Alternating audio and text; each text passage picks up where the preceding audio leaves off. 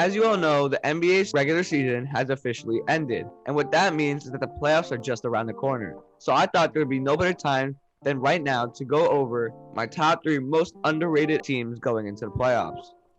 Now, keep in mind, when I say underrated, I don't mean they are finals contenders by any means. All I am saying is that the expectations for these teams are way too low. With that out of the way, let's get into the first team. My first team I have is the Utah Jazz. The Jazz are currently the 5 seed in the West and are set to play the Mavericks in the first round. A common theme for the Jazz throughout the past few years has been their incapability to get past the second round. Last year being their best regular season year in a long time, the Jazz finished as the 1 seed in the Western Conference, but fell short in the second round to the Clippers. However, this season I think they are much better off for the playoffs and are actually a better team heading into the playoffs than they were last year. You see, last year they were missing their second best scorer, Bogdan Bogdanovic, who is a key factor to this team, averaging 18.1 points per game. He's an elite shot creator and elite sharpshooter, and that's exactly the type of player you want on your team when the fourth quarter is coming to the close and it's a tight game. You need a second option like Bogdanovic to take some of the load off of Mitchell, which wasn't present in last year's playoffs. Another key factor is that the Jazz have added Rudy Gay to the squad, who is numbers-wise has not produced a lot, but has allowed the Jazz to play a small ball lineup with Gay at the 5. This small ball lineup with the Jazz has worked incredibly when needed. This Jazz team is also a top 10 defensive and offensive team, ranking 1st in offensive rating and 9th in defensive rating. They are also one of the most efficient teams in the league, ranking 6th in field goal percentage, 11th in 3-point percentage, and 2nd in 2-point percentage. They grab in 46.3 rebounds per game, good enough for 3rd in the league. They also are 7th in points per game, scoring about 113 points per game. This Jazz team statistically is one of the best teams in the entire league and have all the right players to make a deep playoff run. The only thing that could possibly hold them back would be a potential second round matchup against the Phoenix Suns, which is very likely. But I think this potential series between the Jazz and Suns should not be written off as an easy win for the Suns. The Jazz are built perfectly to take on a team like the Suns. You see, the Suns don't really have a small ball lineup like the Clippers had last year, which means that they won't really be able to exploit the one downside to the Jazz's roster, which is having Rudy Gobert have to guard the perimeter. Obviously, I think I would take the Suns over the Jazz. I wouldn't write this series off as an easy win for the Suns. Next, I have the Toronto Raptors.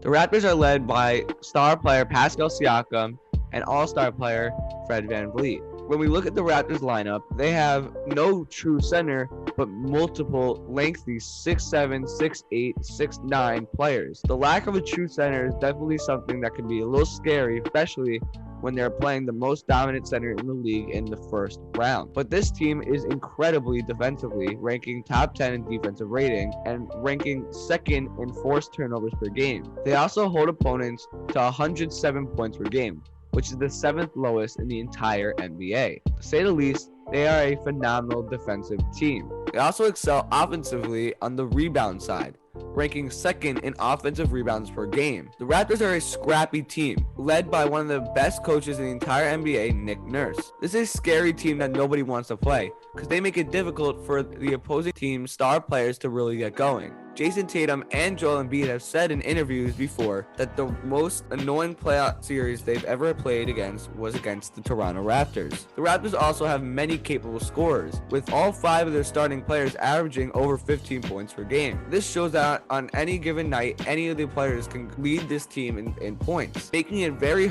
challenging for opponents' defense to really lock in on one player and be able to stop their offense. This Raptors starting lineup has only played around 20 games together, but when they play together, they've only lost 5 times. If this Raptors team can stay fully healthy, they might be on pace to go on a deep playoff run. The last team we have is the current number 1 seed in the entire Eastern Conference, the Miami Heat. Now, this might sound weird that the number 1 seed in the Eastern Conference is an underrated team heading into the playoffs, but currently Vegas has them not inside the top 5 favorites to win the NBA Finals, which is very confusing to me. The Heat rank 5th in defensive rating, which has been a common theme throughout this video, and 10th in offensive rating. Like the Jazz, they are both top 10 in offensive and defensive rating. There is no questioning how great this team is defensively, and I think everybody knows that. The one problem that people seem to have with the Heat is their offense. A lot of people question if the Heat really have a go-to guy offensively.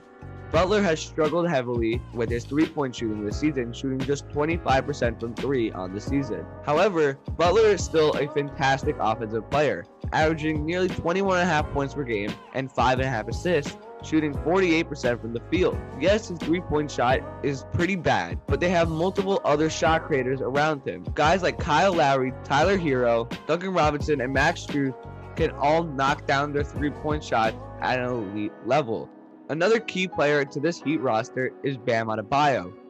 Adebayo is averaging nearly 19 points per game, 10 rebounds, and 3.5 assists. Bam, as we all know, is one of the best defensive players in the entire league and will usually be placed on the other team's best offensive player. However, the key factor with Bam Adebayo in this playoffs is how he's improved offensively this season. Since coming back from injury, Bam has been trusted to handle the ball a lot more than in the past. Bam has transformed from just a lob threat or a catch and dunk player to a player that can be given the ball and expected to score in a crafty way. This Heat team is probably the scrappiest team in the league and are very dangerous heading into the playoffs, and I wouldn't be surprised if this team makes another surprise finals run. That does it for my most underrated teams going into the playoffs. For my next video, I will be posting my most overrated teams. As always, thank you for listening, and I hope you are here for the next video.